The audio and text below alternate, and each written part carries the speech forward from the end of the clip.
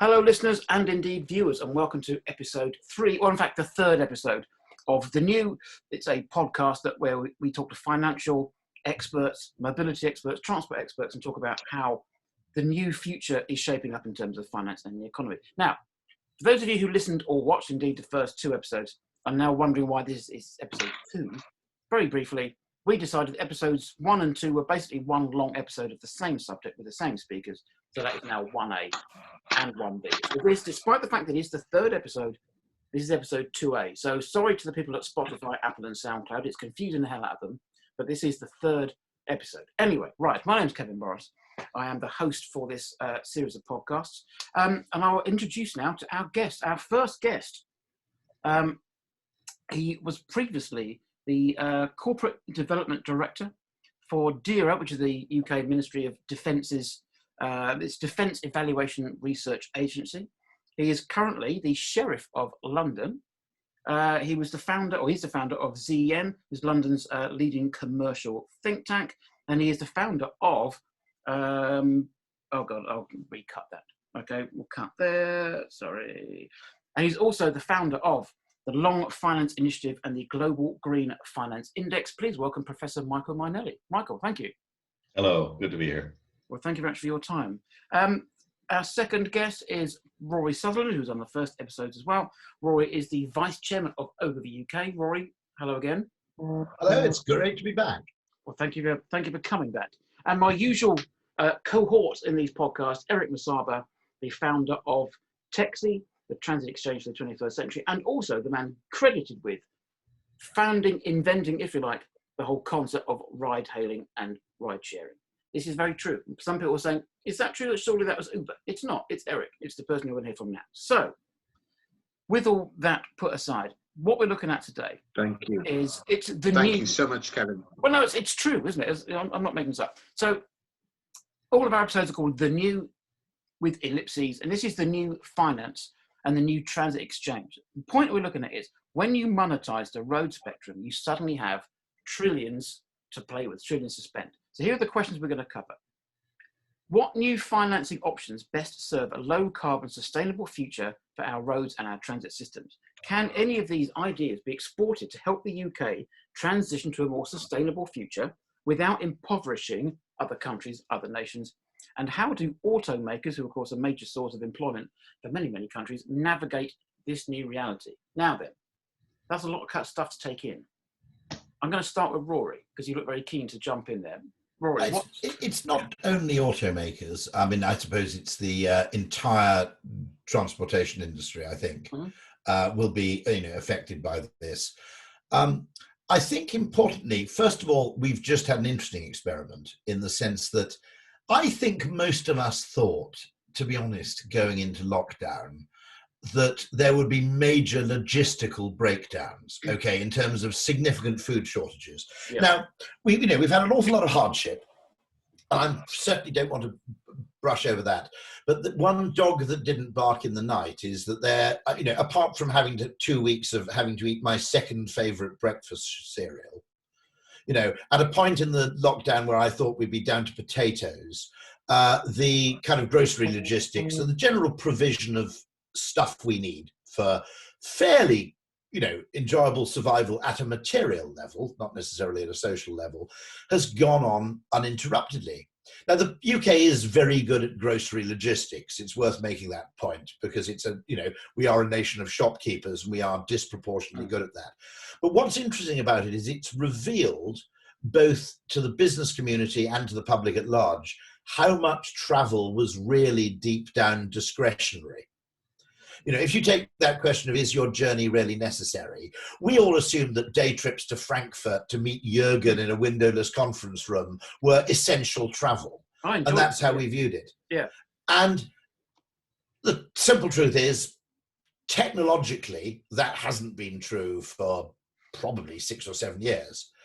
But for some reason, and all manner of network effects slowed it, we kept on behaving in those habitual ways. I think an enormous amount of travel is actually performative. In other words, it's done for the symbolic value of making the journey rather than the necessity of moving your body about. And so I find this period just extraordinary in terms of, had you suggested this experiment, people would have said, no, you couldn't even maintain this for a week. Yeah. And yet, bizarrely, large parts of, what you might call, civil and material activity can continue with a vastly reduced level of travel. And along with that, by the way, there is the interesting thing we've been exposed to, which is economics has many, many phrases, and it's added very useful phrases to the language, like, for example, opportunity cost, okay? But economics doesn't have a concept of less is more, does it? It doesn't have any concept. In economics, more is more. And the assumption is that everything that everybody does is utility maximizing. And as a result, that essentially, if you constrain people in some way, their lives will become worse. Yeah. Now, I think one of the things I've discovered is that I've made far fewer journeys. I won't be bothering replacing my car for another 3 years because the distance I cover has been a quarter of what it was previously, okay, in simple mileage. One thing to remember, though, the quality of those journeys has been immeasurably better. I drove back home to Wales non-stop. And when I say non-stop, it was not only did I not stop at Lee Delamere or, Heston, I didn't need to stop because I didn't need to take a pee, because at no point had I been forced to be stationary on the southwestern section of the M25. I sailed straight through. Now, one way to sell constraints, rationing, or pricing in terms of road use is not only an economic argument, it's a qualitative argument, which is, yes, you will end up traveling less, you'll make fewer journeys, maybe even shorter journeys, but the journeys you do make will be of an inordinately higher quality in terms of just enjoyment, predictability, low variance of journey time, and so forth. So that's also, I think, an interesting question, in that if you went to the public now and said, we're going to ration road use, and you used that argument and you simply said that, look, to be absolutely honest, the worst way to ration the use of a road is people's preparedness to get stuck in a traffic jam, which is how so in a sense, what we're doing is actually prioritizing road use for the people whose journey is least urgent and least necessary, because those are the people who have the highest tolerance of delay. Yep. And so any system of rationing road use, which doesn't have to be financial, has to be better than that. Yes. Michael? I'd agree with that. Eric agrees. Michael, I'll come back to you in a second. Eric, I want to get Michael. No, I definitely agree with it. I think that what we're seeing is we're bouncing on the trampoline here with COVID. COVID is a great experiment, things we could never have done before. We're getting away with murder in some cases. And what I like about Rory's point is that this experiment has shown some limits as well. It basically says, for those people who are interested in climate change, and I certainly am, having been involved in the sector for well over 40 years, one of my problems is I've been trying to explain to people that behavior won't get you there. Behavioral change won't do it. Yeah. It's important, it's helpful, but COVID basically said, if we just kind of plow on the way we are, but are slightly more climate aware or green aware, we knock 5 or 6% off global emissions, and it's really driven by population. So we need some really deep economic reforms here. And a lot of this, if you're going to change behavior, the example I love to give is that back just after the financial crises, but around 2011, Americans drove 4% fewer miles that year. Any idea why? 2011. Petrol rose by 32%. And that's inspiring because it says prices will change behavior. Yeah. It had nothing to do with Americans waking up to the Sierra Club's message. And the minute the price dropped, they went back to their usual driving habits. But it also shows you the kind of price changes that are required.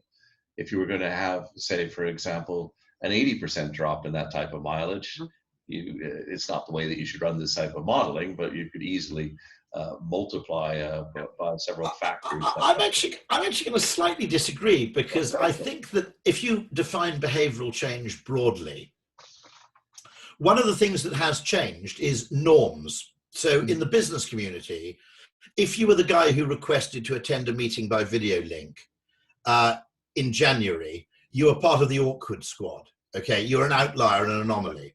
And so one force in behavioral change isn't only incentives or even nudging. It's simple social convention. And John Stuart Mill's very good on this, that when he writes on liberty, he isn't only talking about liberty being constrained by government, which is the bit that libertarians always go on about. Our behavior is to some extent as much constrained by the expectations of others. Correct. Funnily enough, this is kind of where I was headed, Rory. Good. Okay. Sorry. In which case, my apologies. No, I think you're absolutely right to object to that first half on its own. Because where I was headed was, so we've seen this bit where behavior changes in terms of be aware haven't done very much. Okay. They've done very little at all. We've seen that price changes, if they're going to make a difference, are going to be pretty radical. And some of them will have to be. There's no easy out from this. This is major infrastructure changes. The current good example is that the current rate of refurbishing of old buildings in the United Kingdom to meet climate change, we're about 2,000 years away from renovating the existing stock of housing. In other words, they'll have all crumbled into dust. Think Roman ruins. Okay, but back to Rory's point. But what we have also done in this great COVID experiment is we've worked out the limits of existing transportation changes. But as he points out quite rightly, we've changed social norms. So we didn't learn that video conferencing worked. Heck, my firm had video conferencing in the 90s. Skype, I happen to be a big fan of open source, Jitsi, are 2003. So, Microsoft, woke up to it in 2017, but let's not judge technological progress on Microsoft or we'll all be dead. Where I'm headed here is, we may edit that bit out, but okay, you can edit that bit out. That's fine. You can leave it in. I'd like to leave it in. We'll see. We'll check that out. But let's go back onto this. So what we did learn was, and as Rory points out, mixed mode doesn't work. That was the big thing. Yeah. If everybody is in one thing, that's great. But the minute you start breaking that up, mixed mode doesn't work. But one of the interesting things is now, where does that mixed mode get going? It's when it becomes a real hard social norm. And so I'll give you a positive example where social norming works, and awareness clearly started it. But something much unremarked upon is that business travel, air business travel in Scandinavia dropped 8% last year. 2019, so this had nothing to do with COVID. And why is that? Well, that was Flygsskam, the flight shaming movement.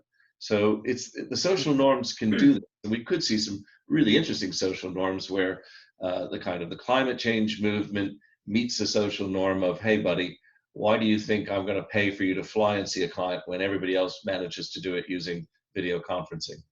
Yeah, that's a good point. But Eric, I'm going to come to you because we're going to talk about Transit Exchange. And I took part in a webinar yesterday with some parking operators from Europe, the city's actual operators themselves. And one of the companies involved, one of the OEMs in the parking sector, said that COVID-19 has actually propelled parking innovation forward by 10 years because they had the chance to do stuff. Cities are open now to innovation, where before it maybe take 5 years for policy to come through. Madrid, for example, Madrid was asking companies, got any good ideas for we can help parking, we can help with public transport, get people back on the roads, get people back in trains and tubes. And they were doing it within 6 weeks. From an idea to actual fruition was 6 weeks rather than 5 years. And the point they're making was that this bizarre situation we're in is kind of gently nudging people towards changing their habits rather than enforcing them to do so.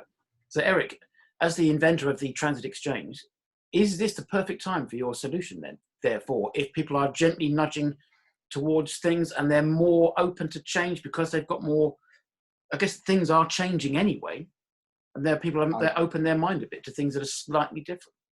I absolutely agree. In fact, I don't think it's nudging. I think it's more hitting with a sledgehammer. This has been such a monumental shift in all our norms and what but what we think we should do or can do, everything's changed. For example, another interesting thing, British Gas, they come out and service boilers at this time of year. They're now offering people £65 to not have their boiler serviced. They're saying if you really don't need your boiler service, what we can do is free up even more appointments for those who need it, and we'll give you £65 if you delay the servicing of your boiler. Now, they pay fines anyway for not turning up on time for appointments because they overbook, and they pay at least £30, often £90 per person that they missed the appointment for. So they've now figured out a better way of using that sea of appointments that monetize their appointment schedule in a way, is to pay people to say, forgive us for not coming, we'll pay you in advance and we won't come. And this is the same sort of idea. I was talking to a chap in the Netherlands, the Ministry of Transport and Infrastructure, and we were talking about how to slow down or reduce the number of people coming to the city centre. They say they do it all by parking charges in most cities, even in Liverpool. It's very similar. It's so expensive to go and park in, you might as well just take a taxi. It's cheaper to take a taxi there and back than drive in and park for even 3 hours. So that's what people do, and that frees up space. So the simple fact of the matter is, once these social norms are more in line with, it's not weird to not own a car, because most of the time your car is sitting there anyway, unused. Why not hire a car or rent a taxi or get a space in a shed, fleet vehicle for 1 hour, 1 day, 1 week, whatever you need, and the rest of the time you don't have that cost. That's now feasible. Once we also say to governments, especially city and regional governments, you can monetize that road space, which is normally costing you money, everything changes. Now in super dense cities like London, I don't know, because the tube system does such a great job, but most cities in most countries, apart from Japan, have very few metro systems. For a country the size of an 80 to 100 million person country, I believe there's only a very small number who have any developed metro systems outside their capital city. I think Japan and Germany, and basically that's about it. You need to go to the really big countries for more. But what we can now do, if London lost, as Michael once told me, London's been the biggest city in the UK for 1,000 years or more, maybe even 2,000. But if London lost 2 million people to the other cities, the smaller cities, 2 million makes no difference to London, maybe 20% drop. It just wouldn't really make that much difference.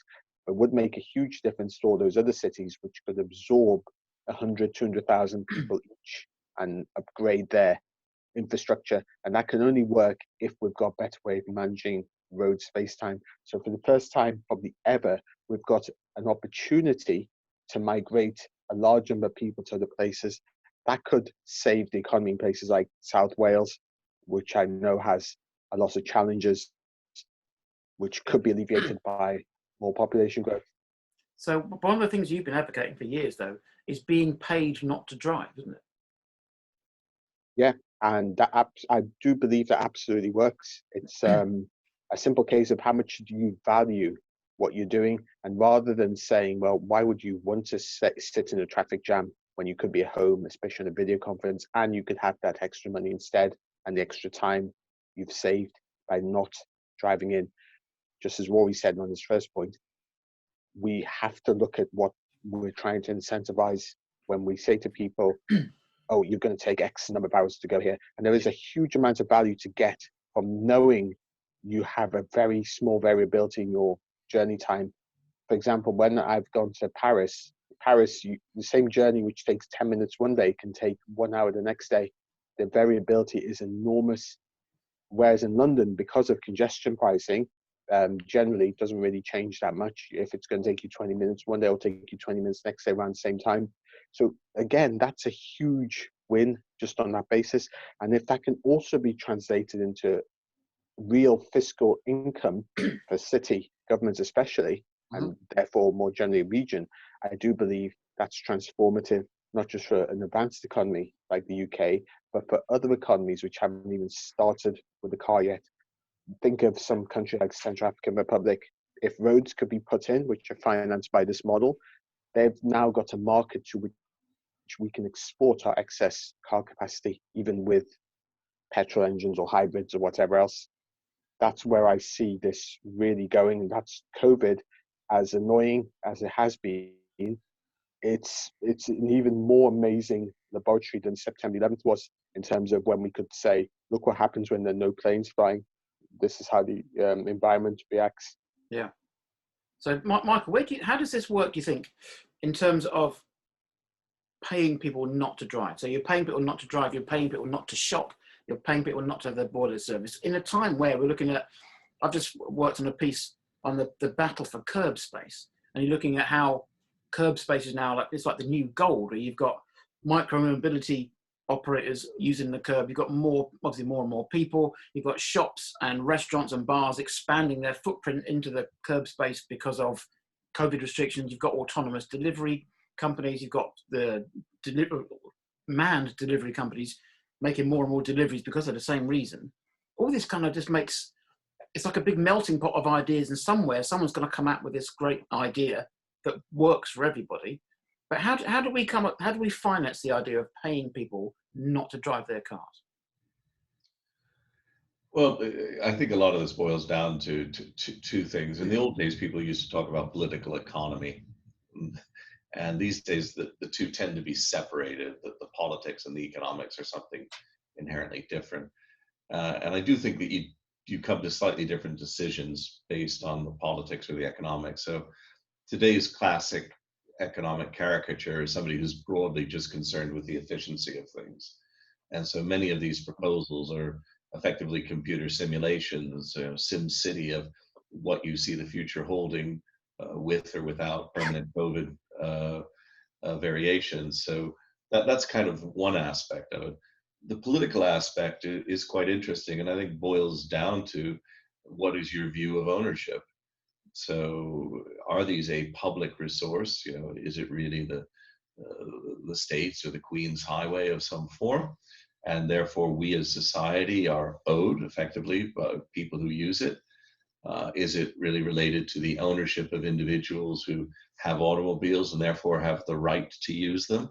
There's a lot that's coming out. I think what is interesting though is that the challenge to the traditional model of an individual in their own vehicle has risen as never before. You alluded to autonomous vehicles, rentals, vans, drones, which may need to come down these same corridors. So there's a tremendous amount of who owns this space. Is it public space or private space?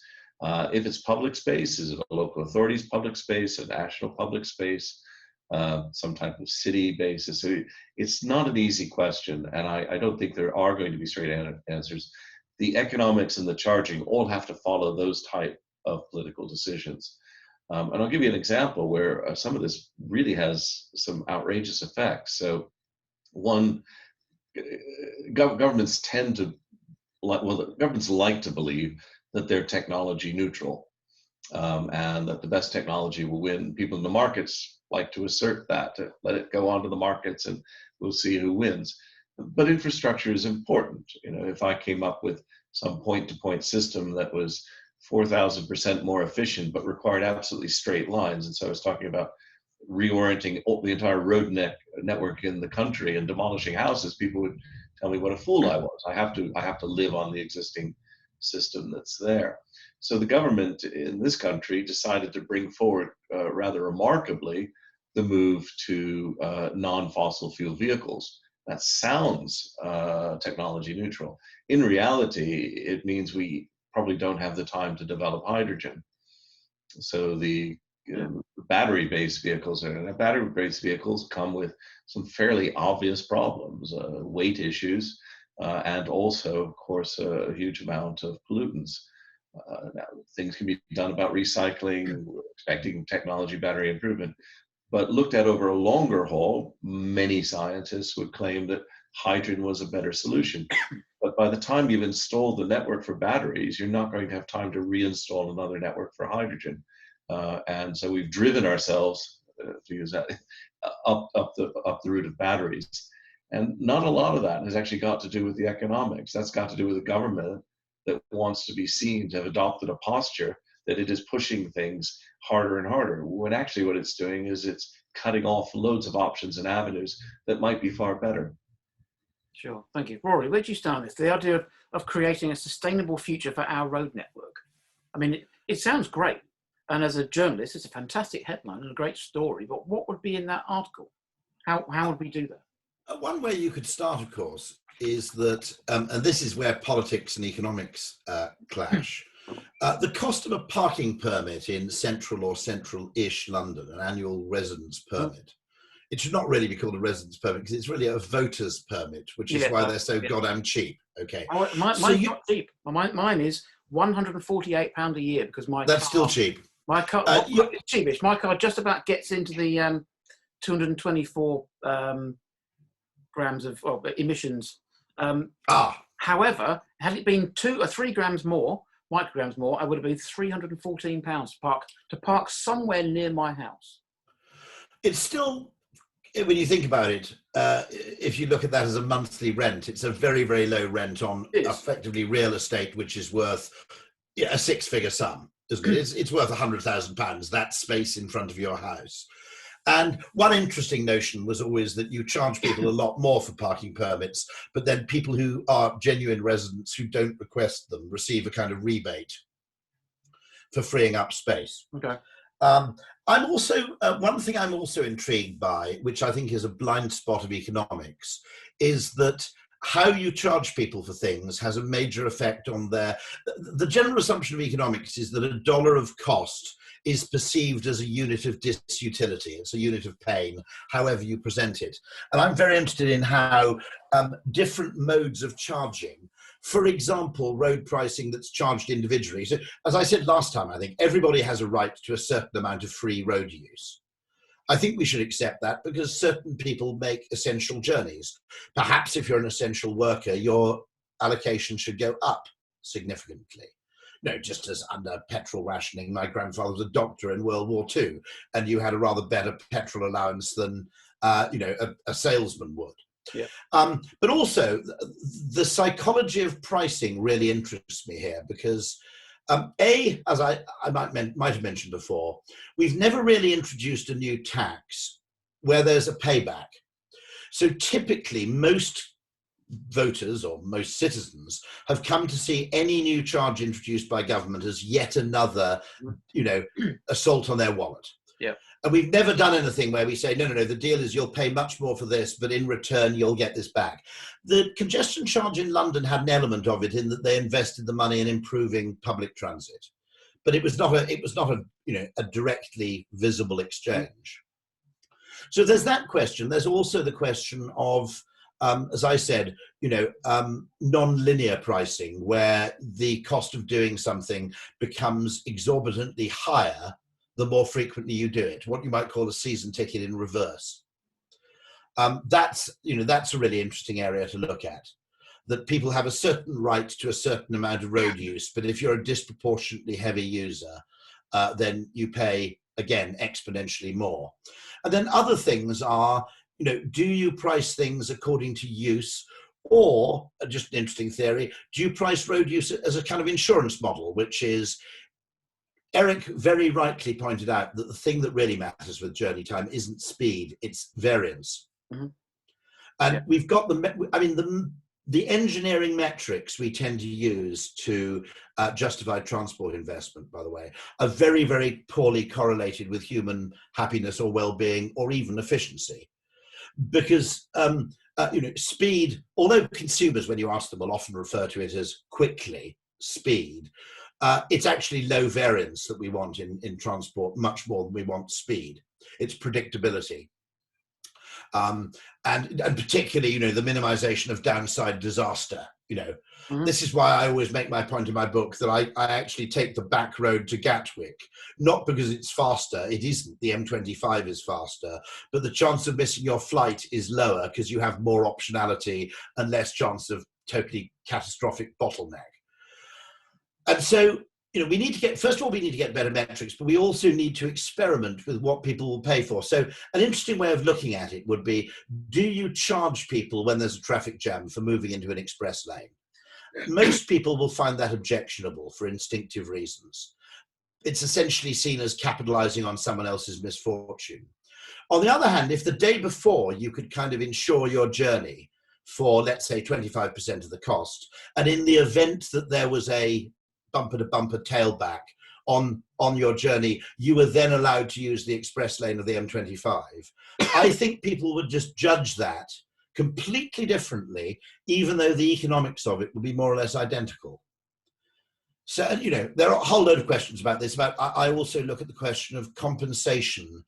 Let's say you live in the flight path of London's third runway, although I was joking to the spectator saying we need to have a debate on whether Heathrow needs a second runway as a mischievous question.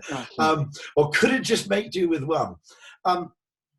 But one of the interesting things there is if you pay people a lump sum, they'll tend to frame it as a loss and they'll think my house has dropped in value more than the compensation you've paid me. If you made it a recurring payment, people will view it very, very differently. And so I think understanding that psychology of fairness and understanding the metrics that economics doesn't understand. There's a wonderful neuroscientist called David Rock. He's a Kiwi, but he's based in New York. And he has this nice little mnemonic SCARF. And it's 5 things that humans deeply care about, which economics doesn't even consider. And it stands for status, certainty, autonomy, relatedness, and fairness. And it's a very, one of the things we'll need before we do anything else is we need better metrics, and we need human metrics, not engineering metrics. Because until we do that, we'll always be optimizing the wrong thing. Sure. Well, you mentioned that, you kind of mentioned in principle, high occupancy vehicle lanes. Of course, we have in the States, I've many times driven from somewhere to Dulles Airport in the US and driven in the HOT high occupancy toll lane, which is where you live with it. And there was a time when people were putting sort of shop dummies in the front seat of their car to get away with driving in on their own, because you need at least 2 or 3 people, depending on which it is. But we had that in the UK on the M4 going into London. There's a HOV lane for a while, but I mean, nothing sort of took off. I thought it was a great idea, and you hypothecate the revenue or whatever it goes into keeping the scheme going, as we discussed hypothecation in the last episode. But Michael, where do you stand on that? I mean, the idea of high occupancy. Sorry, I keep ignoring Eric. I don't mean to. The high occupancy vehicle idea of raising money to actually improve the network, thereby making it sustainable, which is what we're talking about. Is that for Michael to respond to, or should I respond? Well, I do have a disreputable relative who did purchase some of those dolls. So. Yeah, what do you think, though? What do you think of the principle of it? Is it a sustainable way of raising money? I think the principle's frankly outdated. We've got better technology.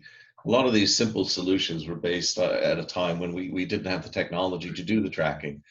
So much of life is actually about tracking what people do and say they're going to do and all that. I once believed something like 25 to 40% of the economy is about people tracking each other. All the accountants, all the lawyers, all of the inspectors, all of the safety issues, and a lot of interesting areas on that. But I would pick up on a couple of things. I think we've got to start looking at the technology, not just about the vehicles, but actually the technology of tracking and pricing. There's no one solution. We need to experiment with these solutions, and we need to evolve to a better system. And so the mechanics of that are very clearly having some type of tracking and tracing system, world-class, if we will, for transportation, because that's the basis on which you can then move forward. And I don't think any particular path that we can look at now is anything other than speculation. Try it. If it works, great, modify it. If it doesn't work, throw it out. But you need the same infrastructure to do the tracking and tracing and recording of the vehicle movements to move up. I think there are a few things too. I wholly agree with Rory on variance. Variance or volatility reduction is what I'm really seeking. And this is rarely taken into account when we look at traffic improvement. So for example, we often look at increased congestion or reduction in congestion, but that starts with the idea that congestion is okay anyway, because it's low variance. I know that I'm there. Well, actually what I'm really concerned about is that variance in time. We have tried a number of things. I think petrol taxes are reasonably good because they move in line effectively with your usage. Road taxes are poor. I've paid my road tax. I might as well get the most out of it that I can. I've never been a fan of the congestion charge. It's not a charge, it's a congestion tax. And I live about 300 yards from the London marker for that. And I can tell you the white vans and the taxis and the Ubers, once they've gone in once, they hover there and stay there because they've paid this fixed charge and they want to get the most that they can out of it. So it's kind of the wrong thing. And it doesn't encourage people to shift their hours to reduce congestion because it's got fixed times. It's a terrible, it's a great money raising scheme, but it's built on the fact that London used to be very, very attractive to move into. I walked through the city yesterday, and I got news for you. It's not drawing in very much. So there. And I think the other thing that we're not looking at. Let me try a really radical thought to you. In some cases, maybe I should be charging you more for parking your car. This is a negative asset. You're taking a nice expensive piece of your own property, parking it on public space and not using it. Mm-hmm. Well, shouldn't it be something that's actually in use? You move in that direction, you could see something like zip cars and things, frankly, being paid to park almost to be available. Yeah. This is a good public use of the asset. You as a systems user or something would find this beneficial. We want you to be out there helping people to share assets, because that reduces wasted asset usage, if you might call it that. People often talk about the embedded carbon that comes in automobiles arriving, finally on your doorstep brand new. They often don't look at the embedded carbon that's wasted, because we don't really use the assets thoroughly, because we favor private usage. Oh. So, these are all sorts of things we could play with, but they require a tracking and tracing system to do it, rather than saying, I'm going to do something like, I'm going to stand there on the side of the motorway counting passengers who are over the norm or in the wrong lane. I think one of a few things we need to do is we need to get away from the idea that public transport means mass transport. Because in a sense, Uber Lux, it's okay, it's a very, very high-end version of Uber, but it is a form of public transportation in that it's essentially, I suppose, it's a shared good.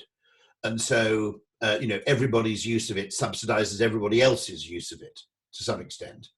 And so we have got into this idea that as soon as anything becomes government provided, it must be mass transit. And I think, anomalous little experiments like the Heathrow pod system have a lot of promise, because the anthropologist, I'm not an anthropologist, but the anthropologist in me does acknowledge that in cars, we also have certain forms of value. They're a form of storage, for example. If you go somewhere in a car, you essentially have a locker in the shape of a trunk or boot in which you can leave all your stuff. There's privacy, for example. There's, comfortable shelter from the elements. There's probably, actually, of course, post-COVID, there's also the question of being in your own isolated bubble to an extent. And I don't think those preferences are going to go away. I also think the preference around ownership, or if you reframe ownership as some sense of certainty, isn't going to go away. The idea that you can essentially use a car on a whim, we have to look at that and look at the deep psychological forces that mean that people value that. And we have to have a good think about it, because quite often I think, there's a sort of Maoist element to public transport people where, one, they tend to have an egalitarian mindset. I noticed that when the London riverboats proposed doing a kind of super luxury VIP version, which, by the way, made total sense to me, because if you're using the riverboat as a commuter, that's a daily thing, and you're price sensitive to a degree. Okay, if you visited London as a tourist, that isn't actually a form of transportation; it's a cruise, and you might willingly pay 3 times as much just to have someone, bring you drinks at a linen tablecloth. Well, what the hell's wrong with that? Personally, it's sensible price discrimination. And so, there's the egalitarian component, which tends to drive public transport thinking. And there's also the kind of mass component. It comes from that Maoist idea that everybody should eat the same meal and all eat together, because a cooking pot that serves a community has a larger volume to surface area ratio, and therefore you can eat communally more efficiently than you can eat individually. And yeah, that's true, but we don't all want to eat each other's food. It doesn't give you much choice over diet. And so we do have to understand that maybe there's a kind of hair-shirtedness to the idea of public transport, which we have to lose.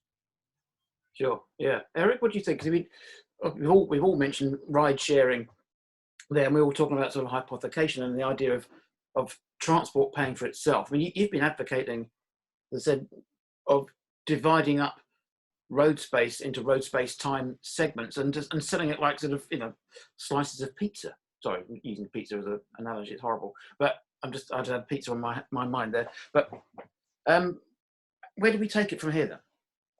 How do we put these ideas we've been discussing, I think, all of which are great, how do we put them into practice? How can these actually be things that in 20 years' time people are talking about as actual products and actual services rather than ideas?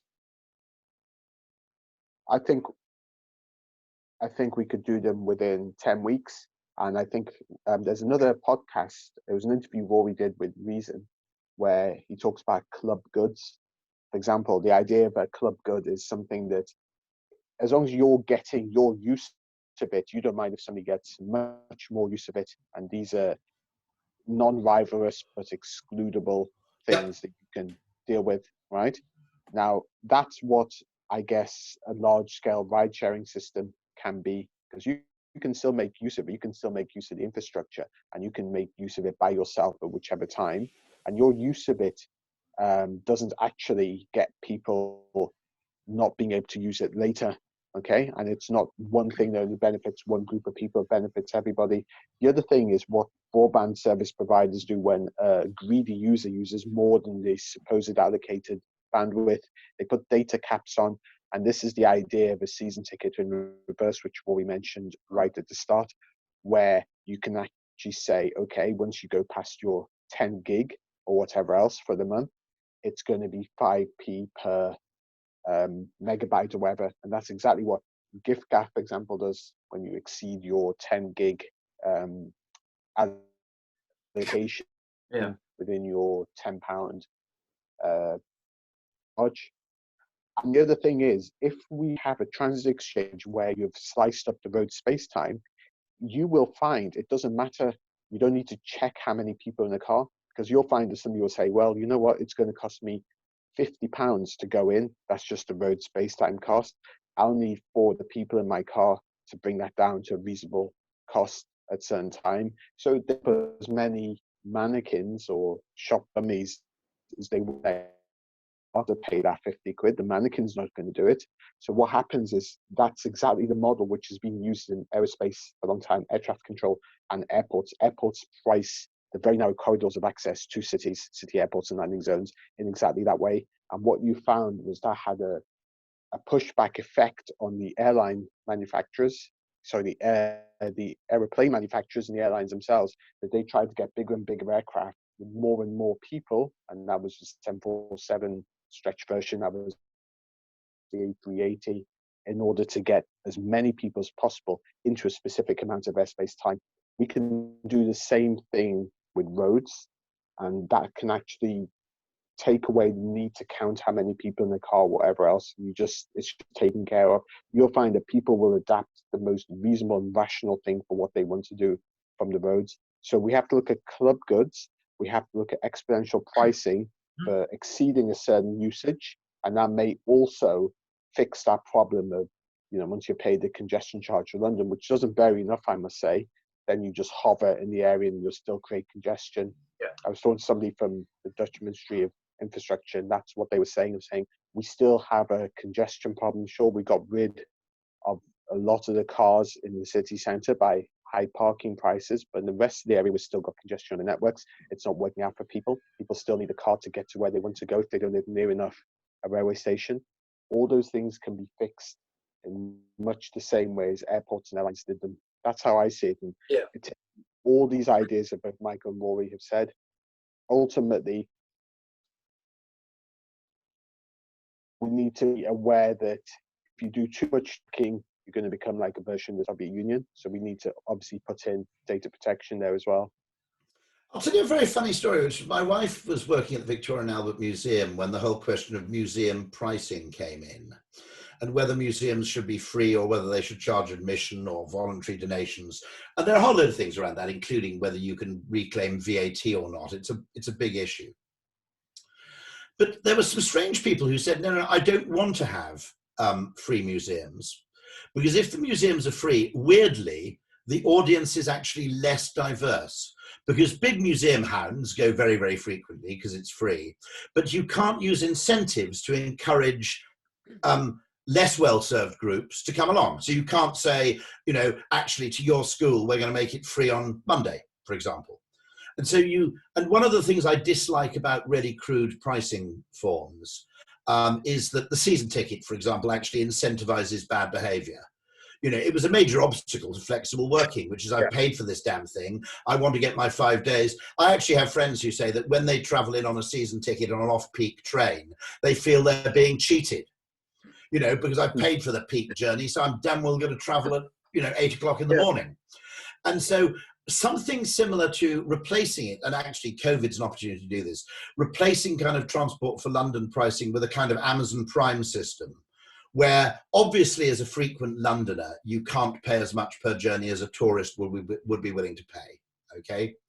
But at the same time, you should still pay something for every journey so that we still have an incentive mechanism available to nudge people to different times of day, to nudge people to travel less, so that if you only come into London 3 days a week rather than 4, you should save some money thereby, rather than it making no difference. So some sort of Amazon Prime system to replace, the kind of season ticket. The other thing, of course, which is possible is you could also do road rationing with the speed limit on a smart motorway. I always just, mischievously, I'm not a big libertarian, but the one thing I do miss is having, is speed cameras on the Westway did destroy one of life's great pleasures, which was coming home at 2 o'clock in the morning and welling it over the London rooftops at 85 miles an hour. There was nothing to touch it. In fact, there was something to touch it, which is when they built the Westway, and before it even had walls or barriers, so it was just a flat ribbon of tarmac, the chief architect took his E-Type Jag along it at 100 miles an hour to test the camber with no sidewalls, which must have been kind of unbelievably cool. But I've often thought, if I'm willing to drive and see my dad in Wales at 11 o'clock at night, I'm a bit of a night bird, why don't you make the 11 to 6 o'clock in the morning speed limit on motorways 85, and the peak time speed limit on motorways should be 45, 50?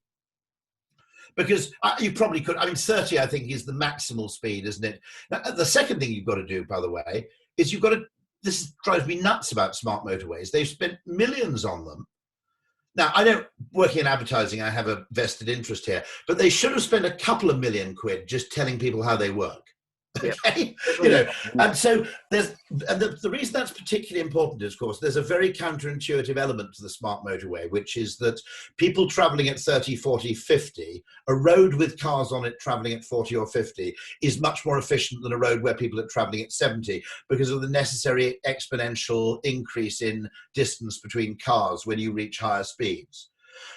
Now, it seems completely counterintuitive to say drive slower, arrive sooner, but that's actually true, okay? And if they told people, look, there's a benefit to obeying these recommended speeds rather than speed limits, people would have seen them as advice rather than an imposed constraint. And I think behavior might have been quite different. And so educating people and using other mechanisms, not just the price mechanism, to encourage people to travel at different times seems to be perfectly possible. Sure. I'm going to change the subject slightly back to where I was interviewed about 2 years ago on where I saw the benefits of autonomous vehicles and what year I would predict that autonomous vehicles will become not only popular on our streets, but the most dominant form of transport. And I said, well, it's probably going to be, let's say 2070. Okay, let's just pluck the number out of the air. And they said, what's the benefit? So the benefit for that would be that my car will be stuck in traffic, but I won't be.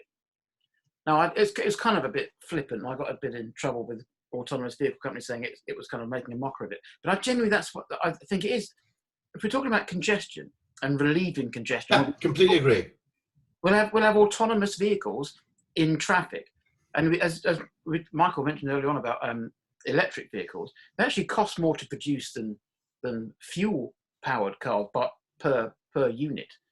So there has to be a whole new way of thinking. We're going to discuss this in another episode. And the marginal cost of use of an electric vehicle is actually tiny compared to in many countries, particularly those with a high fuel tax. But I mean, it's tiny. So that sunk cost problem, which is I've paid for it, so I'm going to damn well get my money back by using it. Yes, exactly. And you're absolutely right that in an autonomous vehicle, the streets will be entirely crammed with people playing bridge. Okay, or whatever it is people are going to do. Okay, so again, this problem that when you use your insensitivity to delay as the principal currency of road use, it is literally the most inefficient currency you could possibly use. Yeah, no, I agree. I think where this conversation is going is quite interesting because if you look at autonomous vehicles at scale, what you're really talking about is railways with rubber tires. That's really what they are. And there's a lot of good things perhaps in that. But what you're talking about is I spent a fair chunk of time in the 80s and wrote a few papers about strategic planning projects that I had done at British Rail in those days. And so I've seen the one extreme of the economics where we're trying to run an internal market on what were called infrastructure units, which were every little tiny piece of track that you were trying to cost charge. And it, you know, it kind of worked in its weird way. This is before the privatization issues. This is about actually managing a railway that was integrated. But what we're seeing here is I'm no fan of hypothecated taxes because there's no such thing. With a centralized government, the tax just disappears into the coffers. So, and when you watch people on Question Time, they're full of, why don't we tax this or why don't we tax that, as if one, the tax is in line with it, two, that it's actually going to achieve the benefit, and three, that before you can do anything, you need to tax it. Why don't you split the two? And what we've got is a pricing issue. What can we get out of our roadways in terms of income? What is the right pricing that leads to the right sort of behaviors that lead to great efficiencies? That's completely separate from the taxation element of it. And in both cases, we've been treating it terribly. When it comes to pricing, we've been extremely crude. We've been crude because we don't have the monitoring techniques to monitor it in the first place. So we basically say, if you go into London once, I can't tell if you went in or out and how many times you went in and out, how much time you spent. So what is just a flat price? We're also that way because our payment systems aren't particularly good. We're seeing the rise of things like embedded finance, where you could, in fact, kind of go in, that's 3 pennies, you come out at 7 pennies, you go back in and out. The problem at the moment is if you did that, the charge on each one of those transactions would be vastly in excess of the pennies. But that's changing, and that's changing much more rapidly than I think people appreciate. We're now getting down into micropayments, largely because of the Chinese, who are showing us that this is completely and totally doable. So that's the one bit, is the pricing. On the tax side, as I said earlier, we don't know what works, and it's in line with what we're trying to get out of the road. But taxes as well. Politicians love to sell taxes as simply as possible, and they also like them to be lump sum, because they don't want to remind you that you're being taxed all the time. And actually, you should be. If you want behavior change, you should be seeing prices, and you should be seeing taxes. Otherwise, you're lying. You're saying, I wish to use an economic mechanism to try and change behavior, but I won't tell you quite what you're getting paid or what you're paying. So both of those to me are there. And when we look at this, I come back to, I said, if I had one thing that I'd like people to focus on, and would be to forget all of the stuff about that and focus on what system could you build that would track everything that you need to track. And one could take an argument that says, well, I'll do that on mobile phones, leaving aside the civil liberties on it. But if you want to drive a car on a road, stick your mobile phone in there with this app on it, and we can check that you're registered. We can check whether you're in the fast lane or slow lane, because that's what we decided to do this year. We can check that you're, in a space. And we could see some really interesting stuff we haven't spoken about. For instance, this is all about options, really. Variance or volatility. The flip side, you're really trying to price options. That's how you do it. It's the Black-Scholes equation. Well, of course, what's my option? Maybe I would like, going back to that variance, I want an option to leave at 8:15 tomorrow and get to my destination, but I might be late and I've got a bit of money. So I also want an option at 8:35 and another one at 9:03. And why can't I buy that? Okay, yeah. I let two of them go, and maybe the road's I agree. Maybe I can't resell it, but that's my problem. But we're not going to get there without sophisticated tracking mechanisms that you could sell me that space in the first place because you knew that it wouldn't be occupied. So I'm a big fan of it, but I think everybody's not this crowd, which I think is quite erudite, but most of the people I talk to in transportation are all trying to come up with quick fixes, or they're trying to relay out the road network, but they're not talking about how am I going to track it. You could, of course, create a parallel currency, so the currency doesn't have to be money. Correct. So I've often wondered if you created a kind of currency for the use of public goods, which was unconnected to earnings. In other words, it was an egalitarian currency. I called it the ZOG. I don't know why I called it the ZOG. But the idea would be, you could either be paid or pay ZOGs. So if you wanted your GP to visit you at home, it might cost you a ZOG. And everybody would have an allocation of ZOGs, okay? Yeah. But if you wanted to buy more, the purchase of an additional Zog for your personal use will be proportionate to your earnings. Yeah. And the argument behind this is it's a currency where it contains the information of willingness to pay without conflating that with ability to pay. I might take that further, though. I mean, Okay. my point about political economy here, where actually what we do is we have a lottery, and we got 65 million people. We've got X billions of Zogs, and I get a whole bunch of Zogs randomly. I've got ones at 4 in the morning. I'm never up at 4 in the morning, but I've got them, you know, and I can hold them. I can transfer them to my doctor. Doctor, I really want you to see me. Here are the Zogs you need to get to me. But actually, I don't have a car. I walk to the corner shop and a few other things. I sell my Zogs, the ones I don't use. So, and that would be an inordinately fair way to do the whole darn thing. And the irony is, we look at this idea. I mean, this is the great thing, isn't it? That I think it was Hayek who always regarded currency as a monopoly only because of technological limitations. So Hayek envisaged the fact that you'd have lots of competing exchangeable currencies. Right. And of course, we look at the idea as if it's bizarre, except of course, what's an airline frequent flyer program? It's a parallel currency. You know, actually, you know, brands have been operating these things for decades now. Well, I've participated in a lot of those and was also one of the 4 people involved in the creation originally of Air Miles. So I've been around the block on this. But the one thing I have noticed over the years is the minute you have a whole bunch of parallel currencies or any parallel currencies, people need to be able to exchange it and translate it back into one. And the one parallel currency that dominates, and this is you as the anthropologist, you know, I've always said money is a technology communities use to exchange across debt across time and space. We have coercive communities. You belong to the British community, whether you like it or not. Try and avoid paying your taxes. The state has a monopoly on the use of force in a specified geographic area, which is effectively Britain. Good. And the state, therefore, is the only person who can tax you, and the state issues tax credits. And I frequently find people don't understand what money is in the sense of fiat currency. It's a tax credit, and I can exchange that tax credit with you. And so long as the state is 40+% of the economy, that's going to be the dominant currency, and everything else is going to translate into it and out of it, whether you like it or not. Okay, Eric. Final word to you. We have to wrap up. Everything there.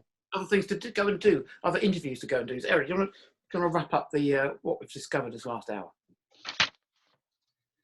That is exactly what our very first realization was going to be, that it's a set of call options, exactly both what Rory Michael said, that you have a right to use the road at a certain time or a certain amount of road use, but like allocation for that time, you buy a call option, just you need more minutes. Like, for example, say it's going to take 28 minutes to get from your home to wherever on the M62, you might buy half an hour of road space time usage, but you'd also buy call options to ensure you, in case you use more. A bit like if I got a bandwidth cap, I might buy an extra option to give me an extra 1 or 2 in case I go the 10 gigabytes. So that's the whole idea. It's exactly as a call option.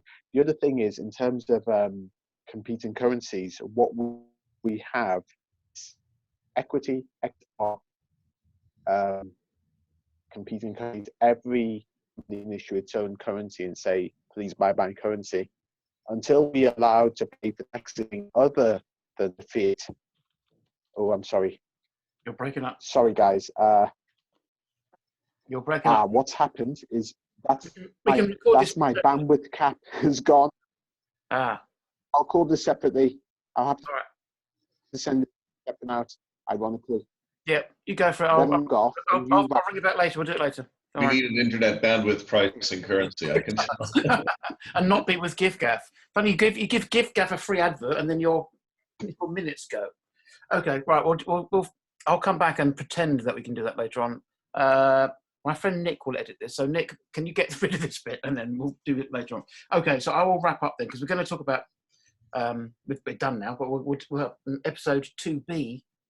We'll continue the discussion, but I'll wrap up. Also be really clear what you're selling, by the way, which is that we tend to have a very crude idea of transportation as though it's simply sort of a distance time equation. And a fascinating example of this was it took quite a long time. In fact, it started in Africa before it happened in Europe for mobile phone companies to offer pay-as-you-go tariffs rather than a contract.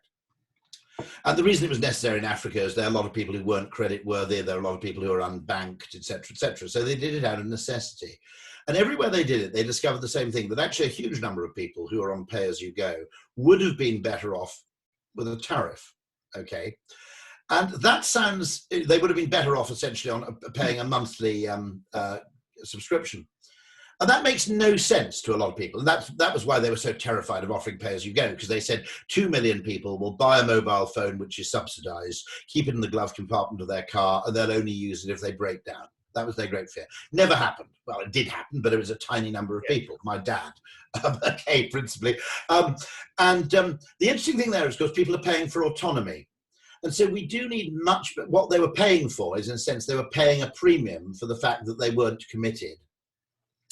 And so understanding what people really want and what people will pay for, rather than using transport as a sort of a branch of geometry, I think is really essential to the understanding of this going forward, because that will prove the best way to price. You'll actually discover that different people want different things. And whenever we buy anything, we're never really buying the thing. I always joke about this, that the reason you buy a swimming pool isn't because you want to swim in it, it's because it allows you to walk around your garden in the summer in a bathing costume without feeling like an idiot, so there are always these, deeper needs, and we haven't really dug deep enough into the real why of travel. A huge amount of it is, I have to say, a huge amount of leisure travel is fatuous signaling, which is that my brother was in a hotel room once in Singapore, and they had a competition, the local TV station, and it was a second prize was 2 weeks in Bali, first prize was a week in London. Of course, my brother burst out laughing. And you do have this undoubted phenomenon that people are taking long haul trips to fairly obscure destinations for bragging rights. Yeah, definitely. Yeah. I don't know if you're a fan of Robert H. Frank, who's a brilliant kind of Darwinian psychologist, but we do have to watch these signaling problems. As I said, a huge amount of business travel was a performative act. It was costly signaling, which is, I care so much about you, Jürgen. I got up at 6 o'clock this morning and traveled out to Frankfurt. The whole thing could have been done on video. I don't make the same judgment about those business trips I took that lasted 4 or 5 days where I got to know a different place. That had a wider value. But an enormous amount of this stuff is utterly performative. And then, of course, the complicated thing we now have is that we're starting to form Zoom-based networks of business rather than transport-based networks. And, I had a meeting earlier today with 3 people in the United States, but one was in Wisconsin, one was in Atlanta, and the other one was in Florida. Okay. And so actually, transport won't even be, when this whole thing ends, if it does, a transport network is totally unfit to, reunifying those people anyway. Yeah. You're right. So, that's created some really strange network kind of effects, in that we never pointed that out enough, I think, which is that one of the reasons for megacities is that air travel is a hub and spoke form of travel. Okay. So one of the reasons why you've got these megacities is that if you looked at land travel by carriage in the 18th century, it was like Brownian motion. People kind of diffused around the place, and you traveled through places to get somewhere. Whereas air travel has this incredibly centripetal force, because it's a winner takes all business. Yeah.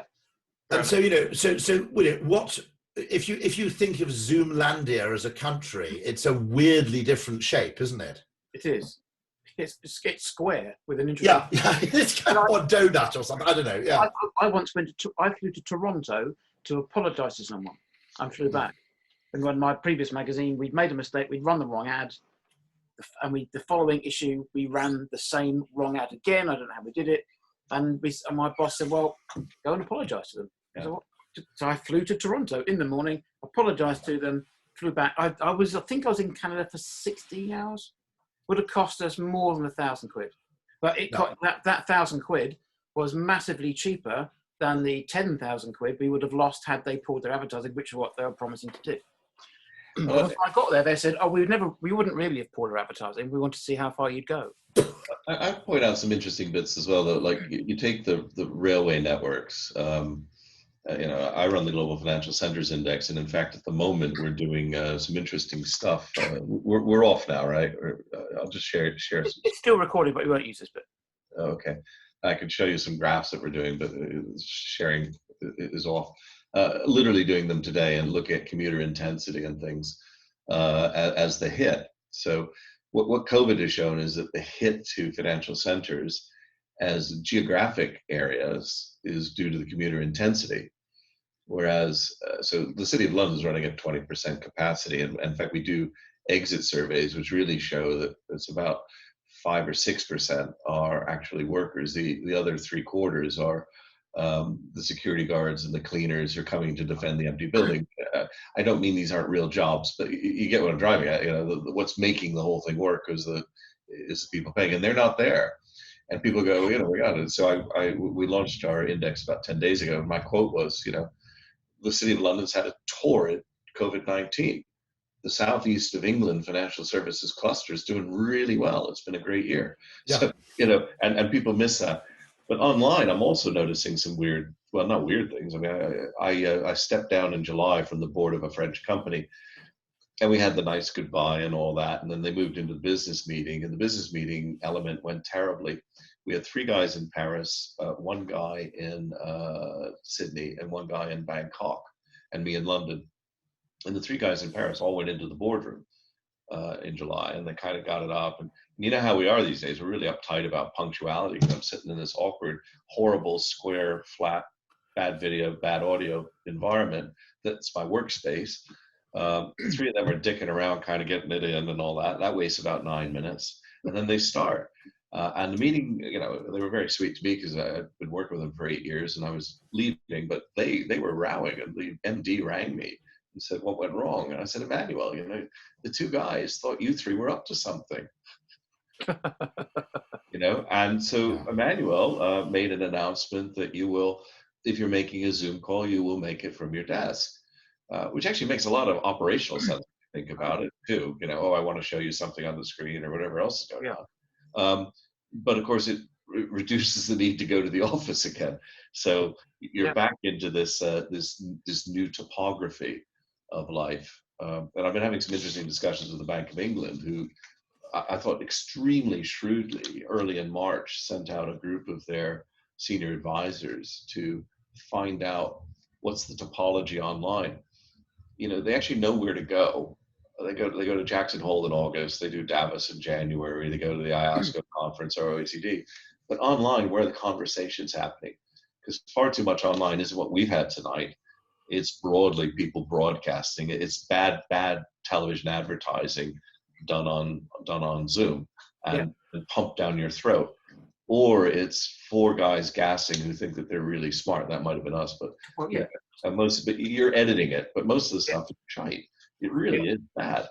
And so I'm an optimist in so many ways on this, because I think it's about time we started these experiments. And Yes. that's what I like about it. Yeah, I agree. Like all experimentation, much of it will be a disaster, because that's why you try it. But I mean, even the deranged evangelist like me never proposed, 5 days a week, 8 hours a day. And we're in danger. I mean, I said, I have some contact with Zoom, and, they've spent sort of 5 years trying to convert people to video conferencing, and their next 5 years will be to get people to use it in a sane way, because otherwise it'll kind of, it'll over-escalate rather as email did. And what started out as a benefit at 20 emails a day eventually became a curse. And so we've got to be really, really careful about this, because they're taking the wrong approach. They should be funding biowarfare labs.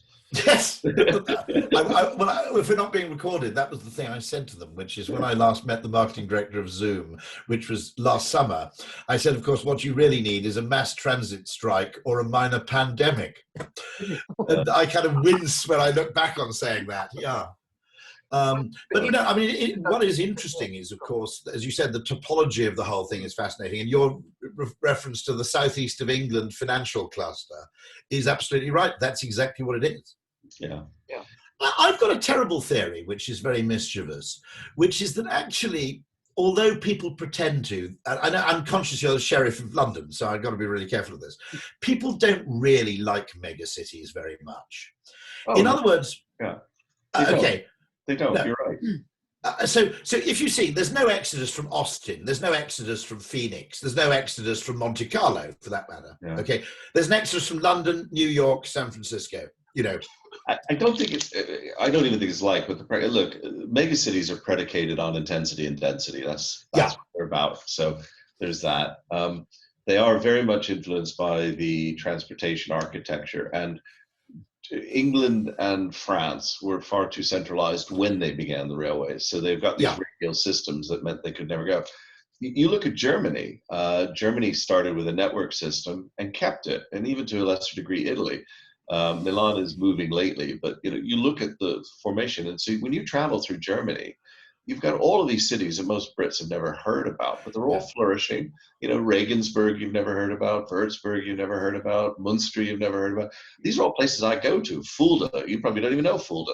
What's the German city that Germans always joke doesn't exist?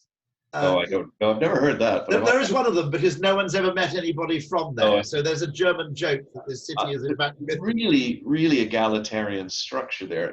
Berlin, which has very recently been increasing in population, even that is 2 million people. It's a quarter the size of London and a fifth the size of London. And of course, one of the things is that in consumption terms, the internet has geographically democratized what we buy and wear. I mean, when I was a kid, if you went to remote parts of the UK, people were wearing fashion that was kind of 3 years out of date. You know what I mean? Okay, you could actually tell. Yeah, but now it's... Nowadays, ASOS is the same. Okay, if you're in the Highlands of Scotland, your ASOS package arrives a day later. But that's you haven't heard of the Whizbirds? Where are you? Well, no, of course I heard of the Whizbirds. They were on last night. I saw them. Exactly. I saw them on Netflix. So that kind of... And one of the things I would point out is Elizabeth and I went across in August. We went through Germany, Belgium, and the Netherlands, visiting relatives and things.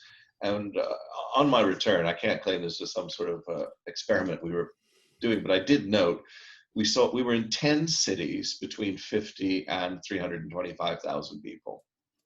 10 of them: Liège, Aachen, Würzburg, Fulda, Schweinfurt, Bad Kissingen, Twente, Venlo, and I'm missing two. I mean, Bonn is only what, 200,000, is it? Yeah, 250,000, whatever. 250,000, yeah. But see, take Munster, which was the largest. You can bike across Munster in 20 minutes if you find some way to go very, very slowly. It's 325,000-ish. But the point is, where they haven't had the economic hit is, I may not be going to the office as much, and they're not. They're going like 2 or 3 days a week as opposed to 5. But I'm using the coffee shop that Kevin uses because I'm home. Normally, I was over at Kevin's area using his coffee shop that's underneath him, and the network is so much smaller. And so this is why I'm running this analysis at the moment. You're seeing this the hit. The economic hit is basically to the commuter intensity ones because you separated those roles. A City of London coffee shop has to make money 5 days a week in a very short period of time. It's not a local coffee shop. My daughter works in a cafe in Mortlake, or one of my daughters, and that cafe is doing absolutely fine. In fact, slightly better. Yeah, I was talking to the guy whose friends hang out. I was talking to a guy who's friends with the guy who owns the Giggling Squid chain, and they couldn't afford to open really in central London. So it's kind of Marlow, Sevenoaks, that kind of thing. They're having a great time of it because previously people were too knackered to go out when they came home. So all their business was Friday, Saturday, Sunday, really. Okay. And suddenly they've got all week business. They've got a delivery business. The whole thing's transformed. I'm going to have to dash, guys. No. Oh, before you go there, let me record the goodbye then we can. So your prediction, just looking at the data you've seen, is that essentially what we'll have is a southeast of England. Because here's my interesting question, which is my little cheeky thing. Does this actually make the case for High Speed 2 stronger? Because having an existence where you live in Birmingham and travel to London twice a week is now a feasible existence. High speed rail, I've never believed anyway. All the studies are, it exacerbates exactly the thing you pointed out. Which is it's centripetal, not central. Now, Yeah. that's pre-COVID, but it centralizes things, and every line that's ever been opened. Yeah. So I'm a big supporter, despite living in London. I think a northern crossing across the Pennines makes far more sense. It's doable. Frankly, it existed. So just upgrade the damn thing before you spend billions on a project that we're going to blow. We can't even build a crossrail across London, for God's sake. So let's not overreach ourselves. Unfortunately, that's just not the way things play out. But if you look at the Chinese, one of the interesting things in China is they deliberately built a network. They did not make Beijing the radial hub. In fairness, Kent actually has a network, and that's a product of redundancy because of, actually, High Speed 1 plus 3 competing rail companies. So they were all competing to get to the Channel ports. So generally, wherever you are in Kent, there's another way of getting into London. Victoria, Charing Cross, etc. Correct. Yeah. But anyway, I'm just, anyway, let's say goodbye, because I've got a pumpkin to carve, believe it or not. I was doing the same, but thank you ever so much, everybody. Let me wrap up, make sure you still say, okay, right, count myself. 3, 2, 1. Well, that's all we've got time for episode 2A of the new.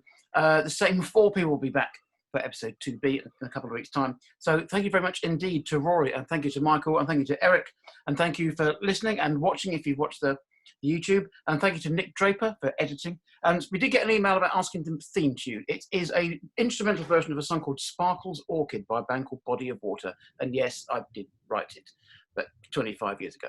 So anyway, just claiming my own talent there. As I felt a bit out of place today. So thank you very much indeed, gentlemen. Hope you've all got something out of the discussion, and I look forward to talking to you more soon. Thank you all. It's been a pleasure. Thank you very much. Thank you, Kevin. Really fun. And